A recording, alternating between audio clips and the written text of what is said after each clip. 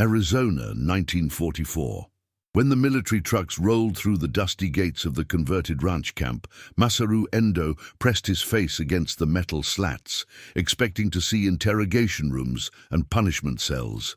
Instead, he saw children playing baseball in a distant field, their laughter carried by the desert wind. The 23-year-old former soldier and paper artisan clutched his small bundle of possessions, including a few precious sheets of rice paper he'd somehow managed to keep through capture. Little did he know that those delicate squares would become bridges between two worlds that war had forced apart. Before we continue, subscribe and hit the bell. Here, we retell the forgotten human stories of war. The camp stretched across what had once been a working cattle ranch, with simple wooden barracks replacing cattle pens and guard towers standing where windmills once turned. The desert sun beat down mercilessly, but the facility felt different from what Masaru had imagined during the long journey from the Pacific Theater. Instead of concrete and barbed wire, he saw wooden buildings with actual windows, mess halls that smelled of real food, and guards who walked rather than marched. Sheriff Tom Bradley, a weathered man in his 50s with kind eyes behind wire-rimmed glasses, supervised the intake process. He'd volunteered to help manage the camp, bringing with him decades of experience dealing with people rather than just prisoners. As each Japanese soldier was processed, Bradley noticed something different about the quiet young man, who kept carefully protecting a small cloth bundle. "What's in the package, son?" Bradley asked gently, his tone more curious than commanding. Masaru hesitated, unsure if honesty would bring punishment. The other prisoners had warned him that Americans might destroy anything Japanese, seeing it as enemy propaganda. But something in the sheriff's weathered face suggested genuine interest rather than suspicion. "Paper," Masaru replied in careful English, learned from a missionary teacher in his childhood village. "For folding." Bradley raised an eyebrow. He'd heard about Japanese paper folding from his daughter, who worked as a teacher in the nearby town of Cedar Springs. She'd mentioned how it helped children develop concentration and patience, qualities that seemed in short supply these days, with fathers away at war and mothers working double shifts in factories. The intake process continued, but Bradley found himself thinking about the young prisoner's careful hands and the way he'd protected that bundle of paper like it contained something precious. That evening, as he drove home to Cedar Springs, he passed the schoolhouse where his daughter Mary worked late, preparing lessons by lamplight. He pulled over and walked inside, finding her grading arithmetic papers with tired eyes. "Mary, remember that Japanese paper folding you mentioned? Think the children might be interested in learning it?" Mary looked up, surprised. "Origami? Of course they would, Papa. But where would we find someone to teach?" She stopped mid-sentence, understanding dawning in her eyes. "One of the prisoners." Bradley nodded. "Young fellow, maybe 23, seems like a decent sort. Kept his paper safe through capture and transport. Must mean something to him." Mary set down her red pencil, considering. The children had been struggling lately. Fathers missing, older brothers deployed, rationing making everything scarce.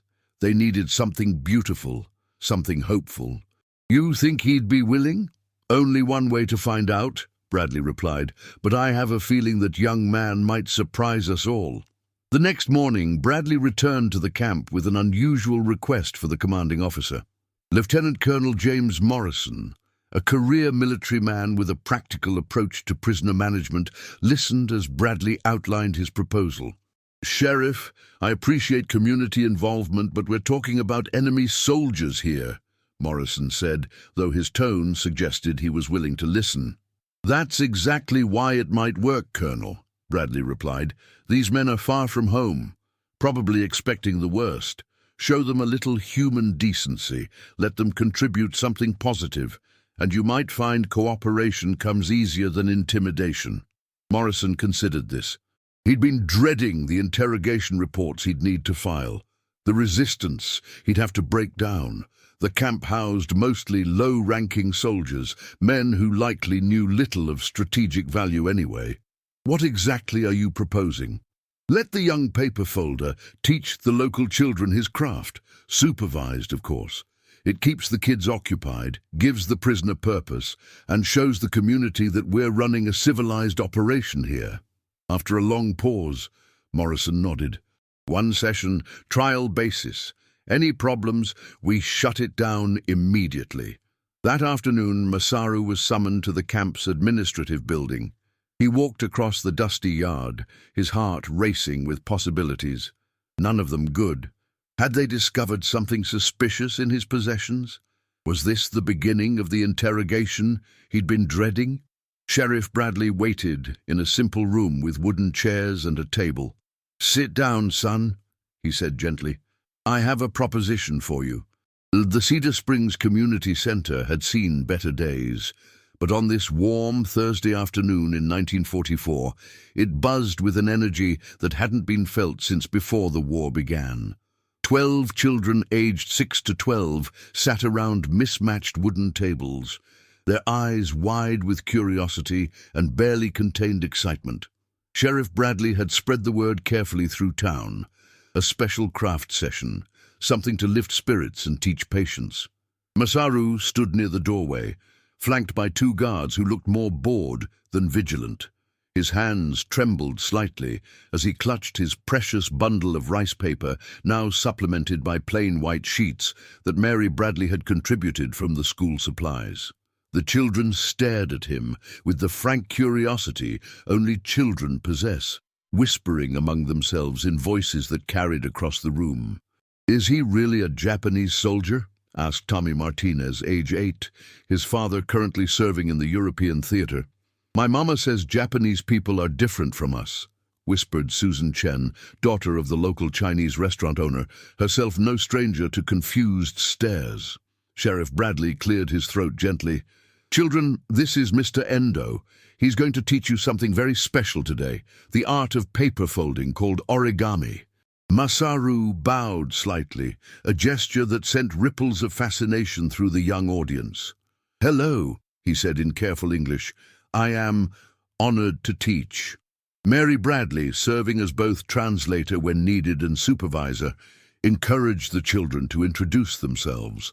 One by one, they shared their names and ages, their natural friendliness gradually overcoming initial shyness.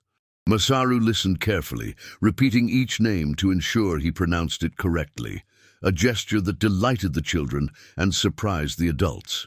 "Today we make crane," Masaru announced, holding up a pristine white square of paper. "In Japan, crane means hope, long life, good fortune." He began the first fold, his movements deliberate and graceful. The children leaned forward, mesmerized by the precision of his hands. Years of practice had made the motion second nature, but Masaru slowed each step, allowing the children to follow along. "Press firm but gentle," he instructed, as tiny fingers struggled with the basic valley fold. "Paper has memory. If you are kind to paper, paper is kind to you." 9-year-old Rebecca Johnson, whose father was somewhere in the Pacific fighting against Japanese forces, found herself completely absorbed in the task. Her usual fidgeting, a source of constant teacher complaints, disappeared as she focused on creating perfect creases. "Mr. Endo, like this?" she asked, holding up her partially folded paper. "Very good," Masaru smiled, the first genuine smile he'd worn since capture. "You have patient hands." The compliment made Rebecca beam with pride. When was the last time an adult had praised her for being patient? At home, her mother worked constantly, stressed about money and missing her husband. At school, teachers seemed perpetually frustrated with restless children coping with wartime anxiety. But here, in this quiet activity, Rebecca found a peace she hadn't known she was missing. Across the room, 10-year-old James Murphy struggled with a particularly complex fold. Masaru noticed the boy's frustration and quietly moved to his table. "May I?" he asked, gently guiding James's small hands through the motion. The boy looked up at him with surprise, not fear, but wonder at the patience in the prisoner's voice. "My dad's fighting in the Pacific," James said quietly, not accusingly, just stating a fact. Masaru's hands stilled for a moment, Your father. Brave man, he replied carefully. War is difficult for all fathers, all sons. Something in his tone made James look up sharply. He saw sadness in the young soldier's eyes, a sadness that matched what he sometimes glimpsed in his mother's face when she thought no one was looking. Do you have a dad? James asked. Yes, Masaru replied softly. In Japan. He worries, like your mother worries. The simple acknowledgement of shared human experience struck James profoundly. This enemy soldier missed his family too, had fears too, was sad too. As the session progressed, small miracles unfolded across the room.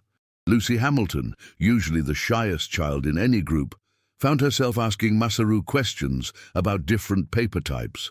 Miguel Santos, known for his quick temper, discovered that rushing the folds only led to tears and frustration. Patience brought better results. By the end of 2 hours, 12 paper cranes sat on the tables in various stages of completion. Some were nearly perfect, others delightfully lopsided, but each represented something beautiful. Children from a small American town learning grace and patience from a young Japanese soldier who had expected interrogation but found purpose instead. Sheriff Bradley watched from the corner, amazed by the transformation he witnessed. The children who had entered nervous and curious were leaving calm and proud, clutching their paper creations like treasures. More importantly, they chatted excitedly about Mr. Endo and when they could learn more. As the children prepared to leave, young Rebecca approached Masaru with her completed crane. Will you make this wish come true? She asked, remembering the legend he'd shared about 1,000 cranes granting wishes. Masaru knelt to her level, his voice gentle. Crane cannot make wish come true, Rebecca-chan, but crane can remind you that beautiful things, possible, even in difficult times. She nodded solemnly, understanding more than her 9 years should have required. Now tell us in the comments where you're watching from and what moment of the day found you with this story. It's fascinating to see how far these human memories reach. Word traveled fast in Cedar Springs, as it does in small towns where everyone knows everyone else's business. By Friday morning, the grocery store, post office, and diner buzzed with talk about the Japanese paper teacher and the transformation witnessed by parents picking up their children from the community center. Martha Rodriguez, whose son Miguel had attended the session, stopped by the sheriff's office with fresh coffee and questions. Tom, I haven't seen Miguel sit still for 2 hours since he was a baby. What kind of magic does that young man have? Sheriff Bradley accepted the coffee gratefully. Not magic, Martha, just patience and purpose. Amazing what happens when someone has something meaningful to do. The success of the first session had created an unexpected problem: demand. By noon, Mary Bradley had fielded calls from 8 more parents requesting spots for their children. The local pastor's wife asked if the sessions might help the church youth group, even Mrs. Henderson from the library wondered if origami books might be worth ordering. At the camp, word had spread among the prisoners as well. Masaru found himself surrounded by curious fellow inmates during the evening meal, all wanting to know about his mysterious assignment. They didn't interrogate you? Asked Hiroshi Tanaka, a former radio operator who'd expected weeks of questioning about communication codes. No interrogation, Masaru confirmed, still somewhat amazed himself. Only children. And paper. They want to learn. Learn what? Pressed Kenji Yamamoto, suspicious of any American kindness. To fold, to create, to find peace in small things, Masaru replied, remembering Rebecca's concentrated face and James's moment of understanding. Some prisoners remained skeptical, certain this was elaborate psychological warfare. But others began asking Masaru to teach them as well. By week's end, the Japanese section of the camp had experienced its own origami renaissance, with men folding paper birds during rest periods and sharing techniques learned in childhood. Lieutenant Colonel Morrison observed these developments with professional interest. His weekly reports to headquarters had begun, including unusual entries, Prisoner morale surprisingly high, cooperation excellent, no disciplinary issues. The commanding officers reading these reports probably assumed he was running an exceptionally tough operation. In reality, he was witnessing something much more powerful than intimidation, the healing effects of dignity and purpose. The second session, held the following Thursday, brought 15 children instead of 12. Word had reached neighboring towns, and families were willing to drive 20 miles for something that brought such obvious joy to their children. Masaru arrived to find the community center rearranged with additional tables and a small mountain of paper donated by local businesses. "Today, we make butterfly," Masaru announced, demonstrating the complex fold with his characteristic grace. Butterfly changes completely from caterpillar to flying beauty, like people, like hope. 10-year-old Dorothy Fleming, whose older brother had been wounded at Normandy, found deep meaning in the butterfly metaphor. At home, she'd watched her parents struggle with worry and grief, their former optimism seemingly crushed by war's realities. But as she carefully created each crease, following Masaru's patient guidance, she began to believe that beautiful transformations were still possible. "Mr. Endo," she asked during a quiet moment, "do you think my brother will be okay?" Masaru paused in his demonstration, understanding the weight behind the simple question. "I cannot know future, Dorothy-chan, but I know people strong. Like paper, seems fragile, but with right folds becomes something beautiful and lasting." The metaphor wasn't lost on the adults observing. Mary Bradley found herself thinking about her own fears for her husband, who'd recently been assigned to transport duty in the Pacific. Sheriff Bradley considered the young Japanese soldiers in the camp far from their own families, creating beauty to share with American children whose fathers were fighting their countrymen. As weeks passed, the Origami sessions became a cornerstone of community life in Cedar Springs. Children who had struggled with anxiety found calm in the precise folds. Parents discovered their kids sleeping better, fighting less, and approaching problems with newfound patience. The local doctor noted a decrease in childhood stomach complaints, often stress-related in wartime communities. But perhaps the most significant change occurred in Masaru himself. The young man who had expected torture and interrogation found himself looking forward to Thursday afternoons with an anticipation he hadn't felt since before the war. Teaching gave him purpose, and the children's innocent questions helped him remember who he was beyond being a prisoner or enemy soldier. "Why do you know English so well?" asked curious 8-year-old Peter Walsh one afternoon. "My village had missionary teacher," Masaru explained. "Miss Catherine from America. She said learning languages builds bridges between hearts." "Was she nice like you?" Peter continued. The question struck Masaru profoundly. When had he last been described as nice? In the military, he'd been competent or reliable. In prison, he was compliant or cooperative. But these children saw him simply as a kind teacher who helped them create beautiful things. "She was very kind," Masaru replied. "She taught me that all people want same things: safety for family, food for table, peace in heart. Language just helps us share these hopes." By the session's end, 15 paper butterflies graced the tables, each unique in its imperfections and perfect in its representation of transformation. As children carefully carried their creations home, Masaru realized that he too was undergoing a metamorphosis, from soldier to prisoner to teacher to bridge builder between worlds. Sheriff Bradley noticed the change as well. The young man who had arrived, frightened and defensive, now stood straighter, spoke more freely, and demonstrated a quiet confidence that came from knowing his value extended beyond warfare. The Origami sessions weren't just teaching children patience and creativity. They were returning humanity to a young man who war had threatened to erase. By November 1944, the Origami sessions had evolved into something no one had anticipated. What began as a simple craft activity had become Cedar Springs' most popular community gathering, drawing families from 3 counties and creating an unlikely cultural exchange program centered around a prisoner of war camp. Masaru arrived at the Thursday session to find a surprise waiting, 43 children of various ages, plus a dozen adults who claimed to be just observing, but clearly intended to learn alongside their children.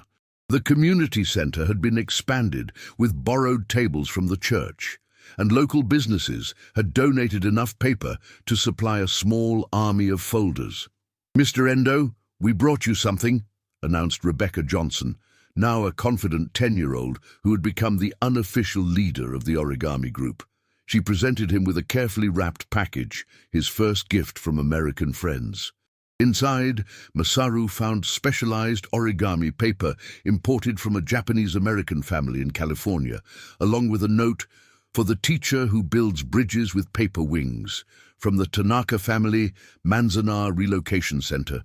The irony wasn't lost on anyone present. Japanese Americans imprisoned in their own country had sent supplies to help a Japanese prisoner of war teach American children. The paper came with a brief note from Mrs. Tanaka. "We heard about your work with the children. Please know that creating beauty in dark times is the most powerful resistance against hatred." Sheriff Bradley watched Masaru read the note, seeing emotions play across the young man's face. Surprise, gratitude, and something deeper. "You okay, son?" "Very okay," Masaru replied, his voice thick with feeling. "This paper carries hope from people who understand." That afternoon's lesson focused on creating collaborative pieces, large origami sculptures that required multiple folders working together. Masaru demonstrated how individual cranes could be connected to form flowing patterns, how butterflies could be arranged into garden scenes, how simple flowers could combine into complex bouquets. "Alone, one crane is beautiful," he explained, holding up a single paper bird. "But together cranes can tell stories, make dreams visible, carry messages of peace." The children threw themselves into the collaborative project with enthusiasm. Teenagers worked alongside 6-year-olds. Patient mothers guided frustrated toddlers, and even a few skeptical fathers found themselves absorbed in perfecting wing angles and tail proportions. James Murphy, now 11 and significantly calmer than the fidgety boy who had first attended sessions, had become Masaru's unofficial assistant. He'd learned enough basic folds to help younger children with difficult steps, and his natural leadership abilities had found positive expression in encouraging struggling folders. "Mr. Endo," James said during a quiet moment, "my mom wants to know if you'd like to come to our Thanksgiving dinner." The invitation, extended with a child's innocent directness, created a moment of silence in the busy room. Everyone present understood the complications, security protocols, camp regulations, community sensitivities, but they also understood the simple human kindness behind the offer. Masaru felt his throat tighten with emotion. "James-kun, that is, very kind invitation, but I am prisoner, cannot leave camp for dinner." "Then maybe we could bring Thanksgiving to you," suggested Mary Bradley, teacher instincts kicking in. "A harvest celebration at the camp with origami decorations." The idea sparked immediate enthusiasm. Within minutes, the room buzzed with planning discussions.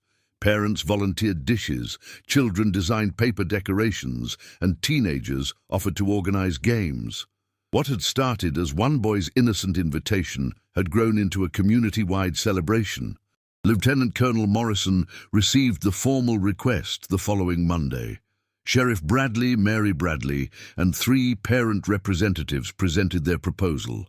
A Thanksgiving celebration at the camp, open to both prisoners and community members, featuring displays of origami art created during the sessions.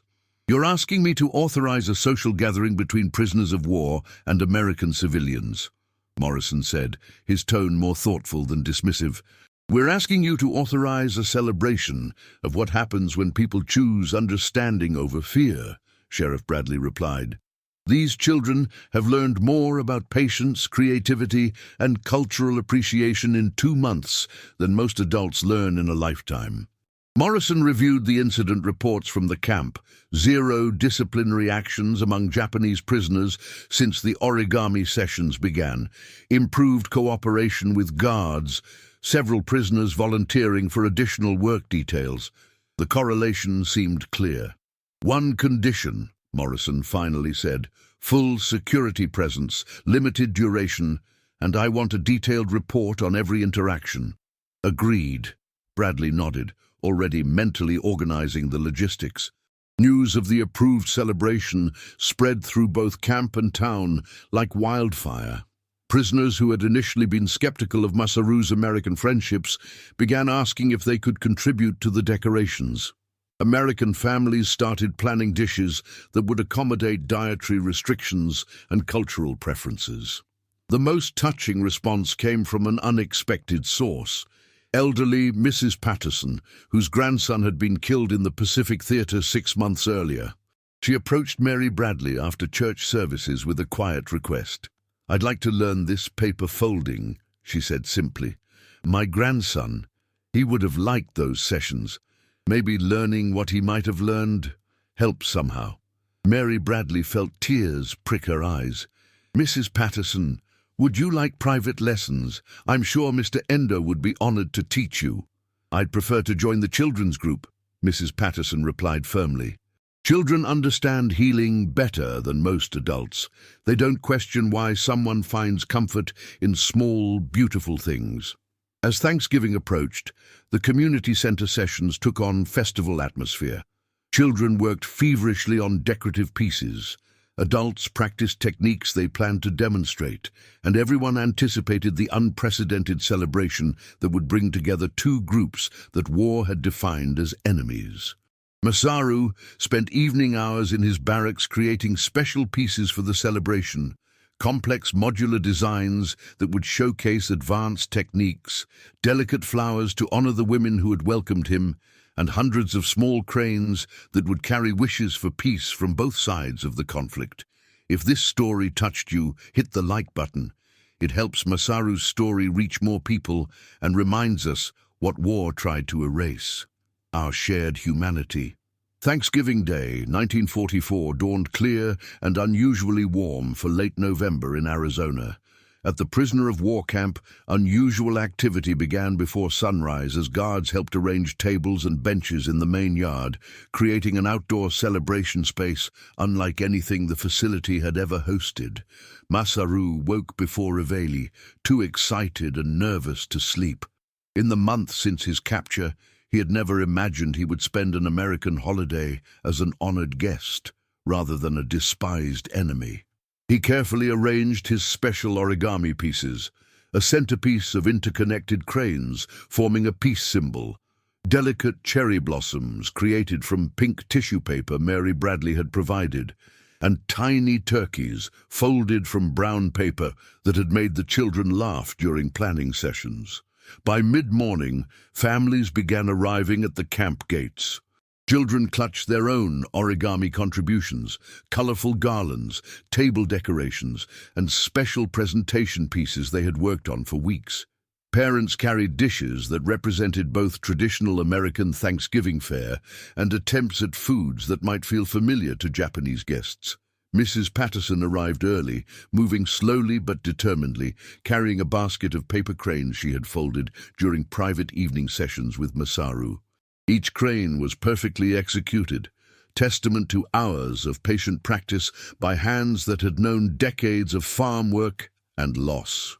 "These are for you," she told Masaru simply when he approached to thank her for coming. "My grandson Tommy loved birds. I think he would have liked learning to make paper ones." Masaru accepted the gift with a deep bow, understanding the profound gesture of reconciliation it represented. "Tommy-kun watches from sky," he said gently. "He sees grandmother making beautiful things instead of carrying anger. This makes his spirit glad." The formal celebration began at noon with Lieutenant Colonel Morrison offering brief remarks about the unusual nature of the gathering. "Today, we celebrate not just harvest, but the harvest of understanding between peoples who war has divided. What we've witnessed these past months proves that humanity transcends conflict when we choose to see each other as individuals rather than enemies. Sheriff Bradley stood next, his weathered face showing emotion he rarely displayed publicly. 3 months ago, I suggested we let a young prisoner teach our children paper folding. I thought it might keep them busy for an afternoon. I never imagined it would teach our entire community about the power of patience, the beauty of different cultures, and the possibility of finding common ground even in the darkest times. Indeed, then Masaru rose to address the mixed crowd of American families and Japanese prisoners. His English had improved dramatically through months of conversation with children who cared more about clear instruction than perfect grammar. I came to America as prisoner, expecting punishment, he began, his voice carrying clearly across the quiet yard. But America gave me gift, chance to teach, to share culture of my homeland, to remember that before I was soldier, I was teacher-student, learning that all people want same things: safety, family, peace. He gestured to the displays of origami art surrounding them, hundreds of paper creations made by dozens of hands over months of Thursday afternoons. These papers, they are bridges. Each fold connects American child with Japanese tradition. Each crane carries hope from past to future. Each flower shows that beauty grows even in difficult ground. Young Rebecca Johnson, now 11 and significantly more confident than the shy girl who had attended the first session, stood up unexpectedly. "Mr. Endo taught us that paper has memory," she announced, her clear voice surprising the adults. "It remembers every fold, every touch. But he also taught us that people have memory too, and we get to choose what kind of memories we make." Her spontaneous speech triggered a ripple of similar testimonials. James Murphy talked about how origami had helped him channel his worry about his father into something productive.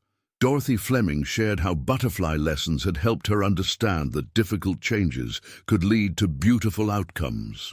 Miguel Santos, the formerly quick-tempered boy, who had become one of Masaru's most devoted students, presented a special collaborative piece, a paper garden where every flower, tree, and butterfly had been created by different hands, American and Japanese working together. "This is what Mr. Endo taught us," Miguel explained. "Beautiful things happen when different people work together instead of fighting." The formal presentations concluded. The celebration shifted to shared meals and informal demonstrations. American children taught Japanese prisoners card games, while prisoners shared traditional songs and stories. Fathers who had been suspicious of the entire program found themselves engrossed in learning complex origami techniques from men they had been taught to consider enemies. Mrs. Patterson spent much of the afternoon sitting with Masaru, sharing stories about her grandson while he taught her increasingly sophisticated folding patterns. Their quiet conversation, punctuated by gentle laughter and moments of comfortable silence, embodied the healing that had occurred in Cedar Springs over the past months. As evening approached and families prepared to leave, the logistics of goodbye created unexpected emotional moments. Children who had grown attached to their gentle teacher faced the reality that the war would eventually end, taking him far from Arizona. "Will you remember us when you go back to Japan?" asked Peter Walsh, now 9 and accomplished at several origami forms. "I will remember every face, every crane, every moment of kindness," Masaru promised.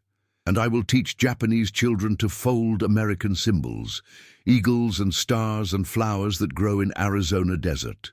Your kindness will travel across ocean with me." Rebecca, ever the group's informal leader, had organized the children into creating a farewell gift, a large collaborative piece featuring hundreds of small cranes arranged to spell out "thank you" in both English and carefully copied Japanese characters. "We wanted you to have something to remember us," she explained, presenting the artwork with ceremony that would have made diplomats proud. Masaru felt tears he had held back for months finally escape. This gift, more precious than gold, You have given prisoner of war something no army can provide, reminder that humanity survives even in darkness. As the last families departed and prisoners returned to their barracks, Lieutenant Colonel Morrison found himself reviewing the day's events with amazement. 0 incidents, perfect cooperation, and genuine friendship displayed between groups that protocol demanded he keep separate. That evening, as Masaru carefully stored his farewell gifts and reflected on the day's events, he began composing a letter to his parents in Japan. His first correspondence that would focus not on his status as prisoner, but on his role as cultural ambassador and teacher.